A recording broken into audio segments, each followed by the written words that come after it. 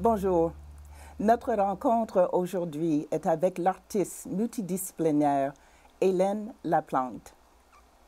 Salut Hélène. Allô! Je suis contente que tu sois là. Merci. Ton nom de famille est Laplante, mais Oui. tu n'es pas native d'ici. Non.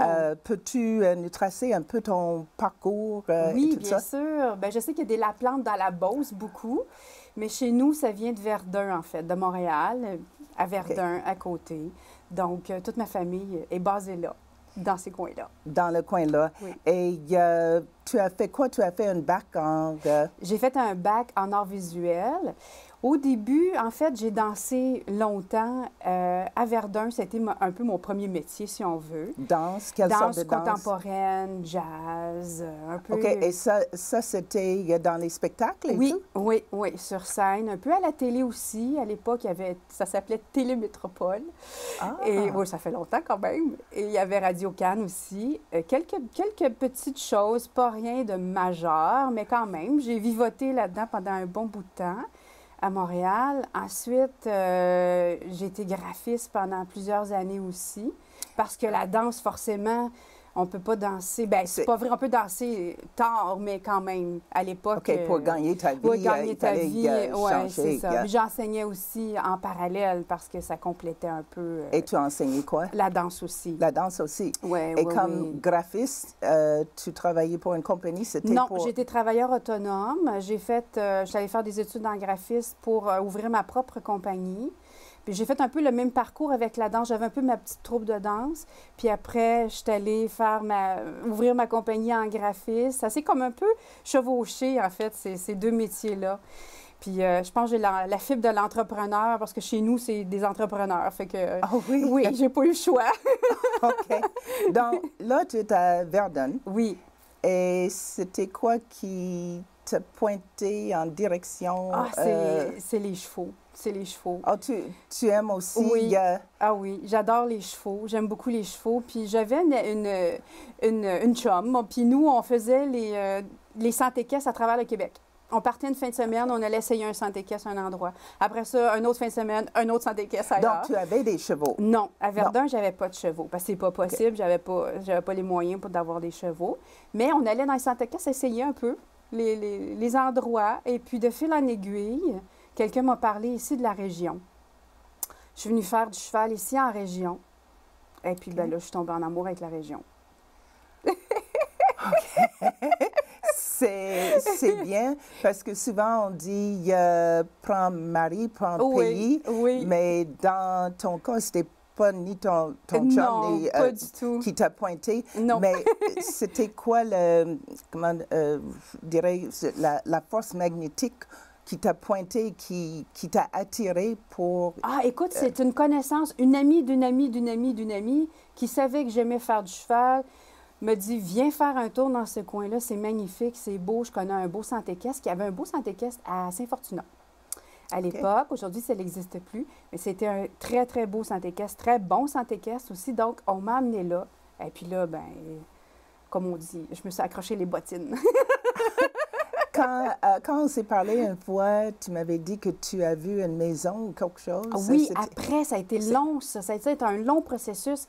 Parce que je suis allée dans la région à peu près quasiment 5, 6, 7 ans. J'ai cherché des maisons. Je cherchais autour. Parce qu'à ce moment-là, tu as dit que tu voulais venir s'installer. Oui, déménager. Okay. Je voulais un chalet pour commencer. Fait que j'ai commencé à chercher. Mais ce qu'il y avait autour, c'était bien, mais c'était des érablières. Mais je ne suis pas qualifiée, moi, pour ça, pour acheter une érablière. Il faut être vraiment très spécifique. Il faut être formé pour ça. Il faut savoir faire les choses. Et ça, moi, je ne savais pas faire ça. Je ne sais pas faire ça. Tu aurais pu danser dans les arbres. Oui, danser sur les fils, peut-être, mais bon. Ça aurait été drôle quand même. Fait que là, j'ai fini par trouver un chalet en allant chercher un chien pour quelqu'un d'autre. J'ai croisé une pancarte, puis là, j'ai fait, bon, OK, on va aller voir. J'arrivais là. Le tout petit chalet minuscule, il était tout petit comme ça. Et j'ai fait, ah, c'est ça, voilà. Puis j'ai demandé au monsieur, tu me le gardes, je te reviens. Et puis, c'est fait. Mais ça a pris du temps, ça a pris 7 ans avant que je trouve quand même. Ça a été long. Quand tu as trouvé ce petit chalet et tout ça, est-ce que c'était avec l'intention d'avoir juste un pied à terre les fins de semaine? Oui, au Ou est-ce départ, que- oui, oui. Au début, je me disais, ben, je vais venir les fins de semaine, ça va être comme ça. Puis, de fil en aiguille, non, j'ai... Et c'est où? C'est à Ça, Saint-Jacques-le-Majeur, un beau petit village. OK, j'essaie de comprendre comment est-ce que tu avais l'intention à Saint-Jacques-le-Majeur Oui, de travailler. Tu étais graphiste? oui, Oh. oui. C'était quoi le lien? Comment est-ce que tu avais l'intention Concours, de... c'est vraiment un concours de circonstances. Encore là, une connaissance, une connaissance, une connaissance. J'étais arrivée en région, quelqu'un m'a parlé au départ, j'étais encore graphiste à l'époque, puis mes amis ils riaient de moi parce qu'il n'y avait pas d'Internet à l'époque. C'était encore l'Internet au téléphone. C'était fou, là. Là, il m'a dit, comment tu vas faire pour gagner ta vie comme graphiste? Bien, j'ai dit, je sais pas, je vais faire un mouvement, puis je vais aller faire 3-4 brassées de lavage, puis je vais revenir, puis ça va être comme ça. J'avais vraiment envie de rester là, il fallait le faire, là. Donc, puis là, quelqu'un m'a dit, ben, je savais que tu faisais du graphiste, fait que, encore une fois, une autre introduction. J'ai été vraiment très choyée. Les gens m'ont beaucoup prends la main, passe la main, fais des passages, tu sais, parle à quelqu'un, va voir là, parle à une autre personne, OK. Donc, tout le monde m'a comme un peu amené un peu partout. Je me suis laissée faire aussi parce que c'était vraiment très chouette puis très sympathique. Donc, on m'a introduit comme ça avec un logo. J'ai commencé avec un petit logo. Et puis après, bon là, comme graphiste, évidemment, moi, j'avais envie de continuer, mais pas tant. J'avais envie de changer, d'ouvrir autre chose. Et puis là, on m'a introduit un peu à la polyvalente à Disraeli, en fait. Il y avait besoin de quelqu'un pour un formateur en danse. Il voulait apporter un peu de danse dans le département de cirque. Puis c'est comme ça qu'on m'a introduit. OK, avec le cirque Ado Dado? Bien, au début, c'est comme ça avec le logo, en fait. Ah, OK. Oui, c'est que je suis arrivée avec une proposition de logo. Ils m'ont approché pour ça. Et puis, après ça, on m'a proposé voir si j'avais envie de faire quelque chose en danse avec le cirque aussi. Est-ce que la transition de banlieue de Montréal à Saint-Jacques-le-Majeur, est-ce que ça a fait en douceur, finalement, avec tout bien, ça? en fait, tu sais, quand j'étais jeune, nous, on allait tout le temps à la campagne dans les Laurentides. Fait que j'avais déjà un amour pour la campagne déjà au départ. Ah, OK. J'étais déjà vendue. OK.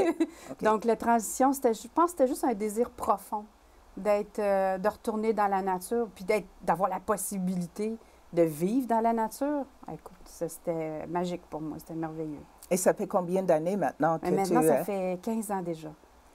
Ouais. Déjà, pour être travailleuse autonome, c'est quelque chose, mais il faut que tu te débrouilles Oui. assez bien. Oui, oui. Donc, il faut que tu sois flexible dans... Oui, oui. Ben oui, parce que j'ai eu plusieurs opportunités, en fait.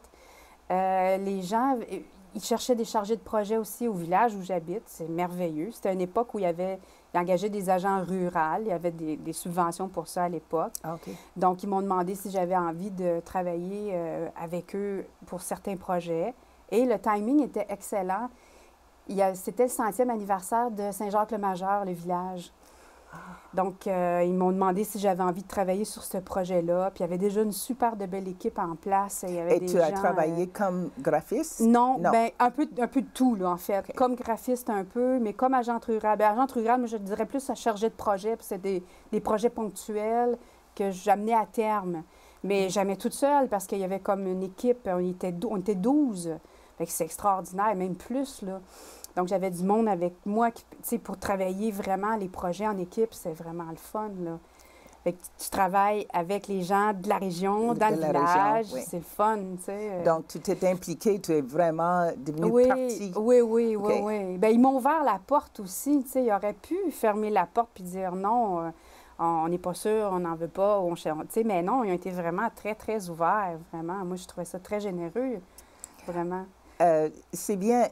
Là, j'essaie de comprendre parce que je suis allée voir tes œuvres durant le chemin des artisans et tout ça. Donc, peux-tu tracer un peu, parce que tu n'as pas ce que tu fais présentement, ce n'est pas ça que tu faisais du tout. Non. Donc, peux-tu comme expliquer un peu? Oui, le projet d'agente rurale a duré un certain temps, puis bon, après ça, on a passé à autre chose. Moi, j'ai continué à la polyvalente comme formateur aussi.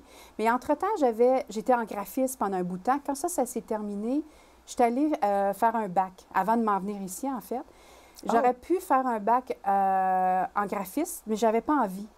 Parce que je gagnais déjà ma vie avec ça, donc j'avais pas le goût. Donc, j'allais faire un bac en art visuel et création, que ça s'appelle. OK, ça, c'était après. Oui, avant que je déménage ici, en fait. J'ai fini le bac. J'ai fait le bac avant de m'en venir ici. Parce que j'avais envie de créer. Mais c'est quelque chose que je faisais. Je créais beaucoup. J'exposais un peu à Montréal, tout ça, mais pas encore ici en région. Et puis, de fil en aiguille, j'ai commencé à mettre cette partie de ma vie un peu plus en avant, en fait. Donc, le graphisme s'est éteint tranquillement. J'en faisais encore un peu, quelques contrats ici et là, mais c'était pas en avant. Donc, il y avait la polyvalente, il y a encore la polyvalente qui est là, mais le côté artistique, là, je l'ai mis encore plus en avant. Donc, c'est ce qui m'a amené aujourd'hui. Qu'est-ce qu'on voit un peu mes pièces, commence à voir un peu mes pièces. J'ai fait de la peinture longtemps, du dessin aussi longtemps. Là, j'ai commencé à toucher la sculpture. Je suis allée faire un voyage en Europe, puis je suis tombée en amour avec l'argile, que je connaissais déjà, mais j'ai renoué avec l'argile. Je suis allée voir mon ami M. Martineau, qui est à Arthabasca. On a fait des ateliers de céramique ensemble, d'argile. Ça a été vraiment très sympathique. Puis là, j'ai pu, de fil en aiguille, continuer à sculpter. Ah. Et de là, j'ai développé une nouvelle technique. Bien, nouvelle technique, en fait. Les matériaux existent déjà, mais la façon de le faire, la façon de les présenter est différente. C'est jamais vu à date. Et c'est ça, quand j'ai dit au début, multidisciplinaire. Ouais. Mais c'est ça. Ouais. Il y a l'argile, ça inclut tout. Oui, la sculpture, la peinture, bien, la danse. Puis dans mes présentations, quand je présente mes pièces, en fait, souvent, il y a comme un peu la mise en scène qui est installée. Il y a comme quelque chose de... pas de théâtral, mais il y a comme une petite mise en scène qui est importante pour moi. Je pense que c'est relié avec le milieu de la danse, peut-être, tu sais. OK, parce que j'ai lu, j'avais choisi une phrase. J'aime penser que la chorégraphie, mes œuvres dans un espace donné, en mémoire d'un passage de vie, d'une réflexion ou bien d'un thème choisi. Oui, c'est ça. Peux-tu expliquer? Oui, bien en fait, c'est que ça me permet de ne pas faire juste une chose, de penser de cette manière-là, en fait. C'est que je peux me pencher sur... là, je me penche sur les animaux, leur façon, qu'est-ce qui se passe avec eux. Donc, je pose un regard, je regarde, je m'exprime là-dessus et après, je vais continuer. Combien de temps je vais m'exprimer là-dessus, je ne sais pas. Ça va durer un certain temps et après, je vais passer à autre chose. Comme j'ai fait avec les papiers. Je me suis exprimée pendant un certain temps sur des œuvres qu'en papier, Ah oui? en 2 dimensions. C'est des papiers déchirés, recollés. Ah, Là, OK. beaucoup de construction et déconstruction. J'ai fait une trentaine d'œuvres comme ça. Et est-ce que ces œuvres-là sont toujours Ils sont exposées? existants. Non, ils ne sont pas exposés. Il y en a que j'ai vendus, il y en a qui sont entreposés en ce moment. À un moment donné, je vais les ressortir, je vais faire quelque chose avec ça aussi. Et là, en ce moment, je suis en train de regarder. Je pose un regard sur les animaux, en fait, sur qu'est-ce qui se passe un peu avec eux, leur transformation, l'ours polaire qui s'accouple avec le grizzly pour sa survie, qui donne un autre animal qui s'appelle le nanulac. Je me suis penchée là-dessus, donc je me suis exprimée là-dessus. Je regarde les loups et les coyotes qui se fusionnent pour donner le coy wolf qui existe. Ah, c'est vrai? C'est pas imaginaire? C'est pas, non, c'est loin d'être imaginaire. Oui, oui. Pour leur survie, se sont accouplés. À le loup, surtout, parce qu'il a été beaucoup éliminé. Donc, je pose des regards là-dessus. Pour l'instant, c'est les animaux. Le surpeuplement, maintenant, aujourd'hui, des orignaux. Il y en a trop. Donc, ça crée des problèmes. Fait que tout l'équilibre de tout ça. Puis, un petit clin d'œil un peu, je les exprime avec des matériaux industriels. Donc, la résine, la fibre de verre, qui fait un petit clin d'œil juste pour dire, bien, est-ce que c'est ça qui va nous rester? Juste des animaux avec des matériaux industriels? Est-ce que nos animaux, qu'est-ce qui se passe avec... Ils vont disparaître? Oui, est-ce qu'ils vont disparaître? Est-ce que c'est un passage? C'est un questionnement, en fait. tu viens d'exposer, comme je dis, pour le chemin des artisans. Oui, pour le 20e. Oui, et les œuvres étaient en fibre de verre. Oui. Oui. Peux-tu expliquer un peu de ça? Moi, j'ai trouvé extraordinaire. Oui. J'aurais beaucoup aimé voir le soir parce que je suis sûre soir, avec l'éclairage, c'était sans doute... J'avais un endroit, en fait, extraordinaire parce que je l'ai fait pour le 20e, parce que j'ai eu la possibilité d'exposer dehors. Oui. Ce qui est magique pour ces pièces-là, parce que c'est des formats grandeur nature. Donc, l'orignal est vraiment format réel. Le chevreuil aussi. Oui. J'avais l'ours polaire, j'avais un cheval aussi qui était là. Les hiboux aussi. Les hiboux, oui. Représentés dans la forêt, c'est extraordinaire. Puis je trouvais que ça représentait un peu, ça faisait un peu office d'esprit, l'esprit des animaux aussi, à cause du matériau, à cause de la transparence du matériel. Donc, ça fait... je trouvais que ça représentait bien un peu l'esprit des animaux. Puis dans la forêt, souvent, tu sais, on les sent, on les voit pas, on sait pas trop. On sait qu'il y a eu un passage de chevreuil, un passage d'orignal, mais on l'a pas vu, mais on l'a senti. Oui, bon. Oui. Donc, un peu représenter un peu cette sensibilité-là qui existe, tu sais, dans la forêt. Donc, et puis le soir, ce qui était magique, c'est que les propriétaires étaient super gentils au manoir d'Irlande. Oui, ils ont installé de l'éclairage au sol pour les animaux. Donc, c'est magique, c'est merveilleux. Ah, c'est bien. Ouais. Tes arts, tes œuvres changent. Oui. La façon que tu travailles change. Comment est-ce que ça a un impact sur Hélène? Est-ce que Hélène a changé beaucoup? Bien, je pense que je mettrais ça dans l'autre sens, en fait. Okay. Oui, j'ai changé, je pense, aussi. Même, je pense qu'on change un peu, mais sans vraiment changer. Mais bon, il y a des trucs qui ont bougé, c'est sûr. Mais par la force des choses, moi, parce qu'on change, forcément, ce que je vais créer va changer, va se transformer, va bouger. C'est une réflexion. Oui, exact. Une réflexion, carrément, oui. Nomme 3 adjectifs qui décrivent bien Hélène. Le rire. Ça, je sais, ça paraît trop. Oui. Le rire. Oui, quand on est ensemble, on rit.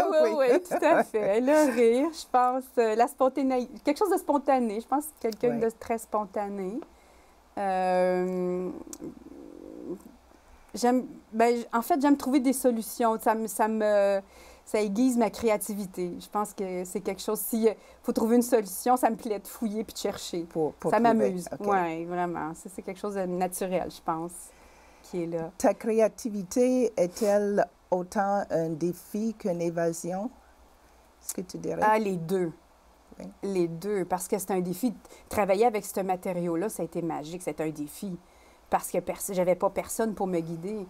J'ai parlé avec des gars qui travaillent dans des garages pour avoir des solutions, puis trouver des lignes directrices.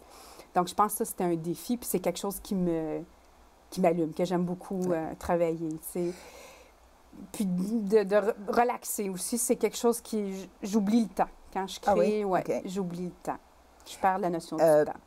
Comme avec le fibre de verre, il n'y a personne avant qui avait fait comme les animaux et tout ça. Je crois pas. Moi, j'ai cherché au Québec. En tout cas, Québec-Canada, j'ai rien vu. À l'étranger, j'ai pas vu. J'ai vu des trucs en résine, ça c'est sûr. Beaucoup de personnes qui travaillent la résine.